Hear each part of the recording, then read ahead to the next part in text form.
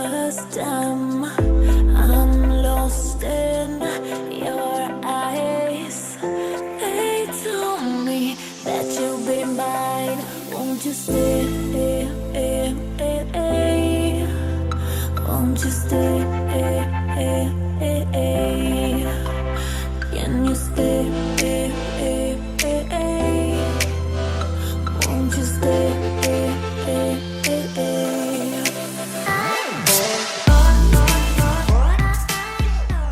Hello everyone, it's Milk, and I want to do a short review and also just walk around my bike and show you what it's like.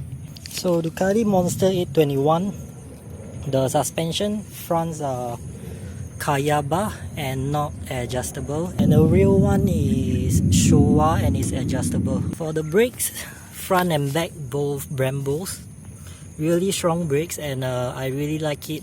And the first time I got this bike, I felt that it was a bit too strong, but I'm really getting used to it and I feel that it's perfect. And of course with ABS.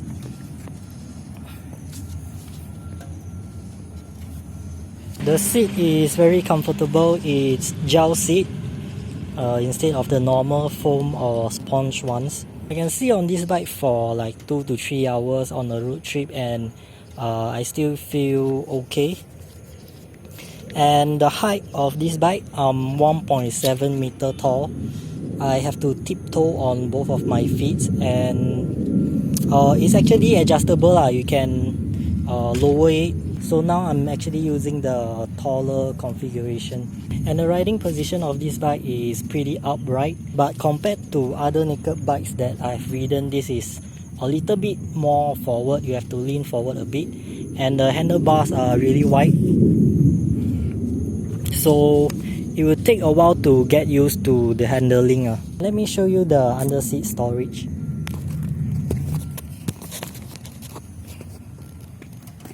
So the key is supposed to go here.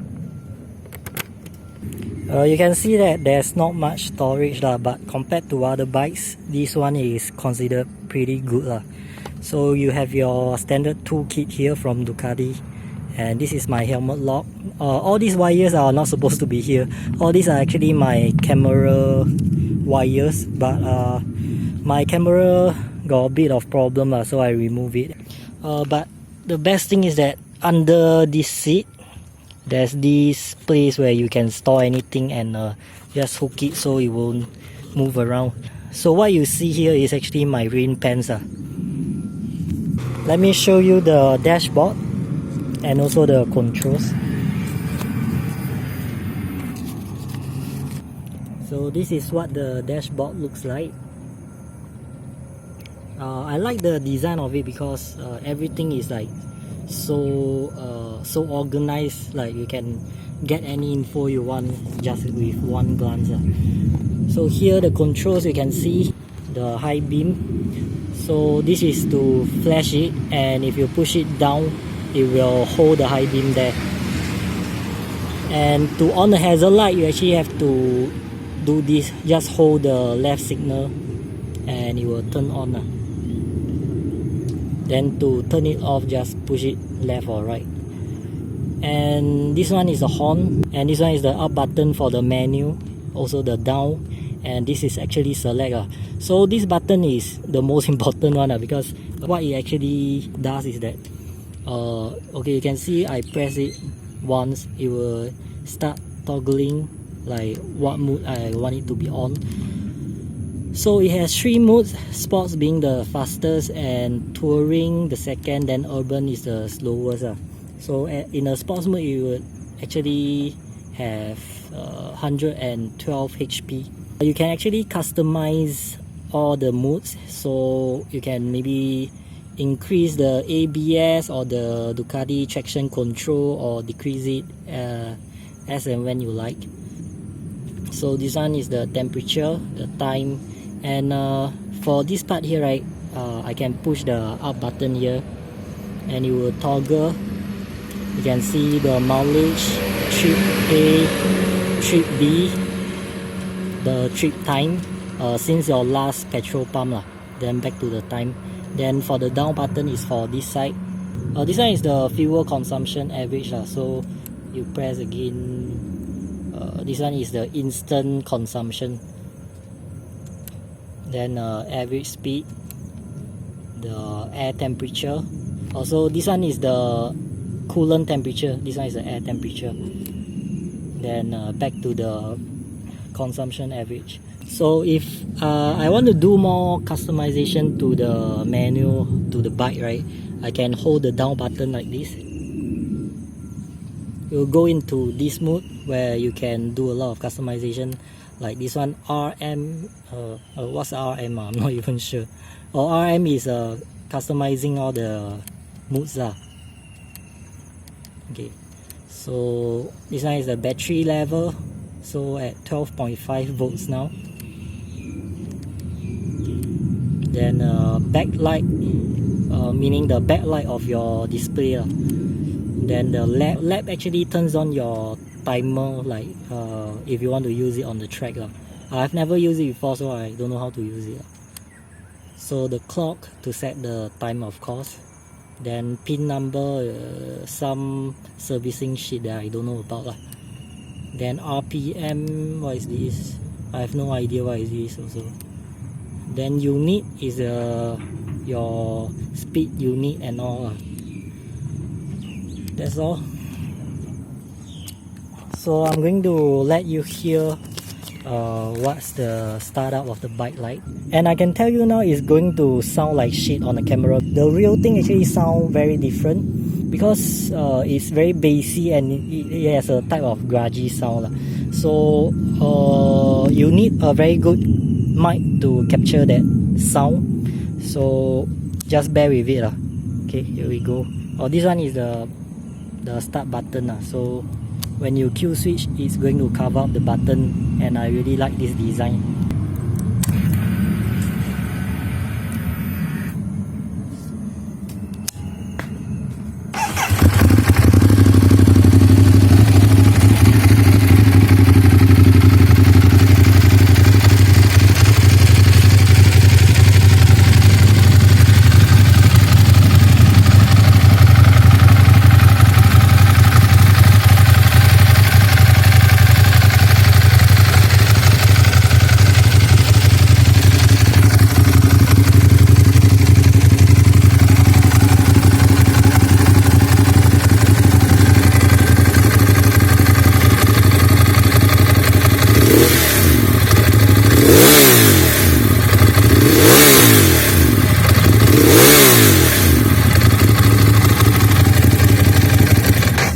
So my bike is pretty much stock except for the handlebar. The handlebar actually is from Ducati Monster 1200 and the bar end as well. Then the sliders, the front axle, rear axle, and also the engine one.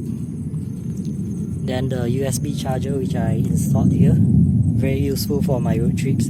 And also I installed the camera, the one that I told you broke down already. So front and back for the camera. I have a few things that I dislike about this bike is that the exhaust guard, this one, when you are sitting on it, you would the back of your heel will keep hitting this part if you want to corner or anything, and it takes a bit of adjustment in order not to kick it, because I don't want to scratch it or anything. And another thing, it gets into force neutral a lot, and it's difficult to get into neutral when you stop at a traffic light. And this is a generic problem for all Ducatis, and I don't know why they haven't solved it but I still love it. Overall, I really like this bike. So far I have no regrets purchasing it. And also a few things that I really like about this bike is that the fuel consumption is very good. As you can see on my dashboard just now is about 20 around there I think. Okay, 19.6 now. This is the average reading. One more thing I like is that it's very nimble, although it's very heavy, 205 kg. is actually very nimble. I think it's because the front part of the bike is very light, and also although it's a naked bike without a windshield, just like my GSR. On the GSR, when I go like maybe 160 or 150 km per hour, I will feel like I'm, you know, going to die, like someone is punching me non-stop. But on this one, somehow it has a bit of wind protection. I don't know how. Although it's just without any windshield. Like I can go maybe 160 without any problems. After that also no problems as long as I bend down. So that's it. Now I'm going to show you a video of me riding in the morning during the rush hour so you know what it's like riding a Ducati in Singapore, because so many people say that Ducati is not suitable for Singapore, but honestly I've owned it for about 5 months and I don't think it's not suitable at all. It's actually really comfortable to ride through heavy traffic or anything, but the one thing that is a disturbance is the heat is really bad, really hot. Compared to other class 2 bikes, I think this one heats up a bit faster, but it's okay as long as you are wearing long pants. So thanks for watching and bye.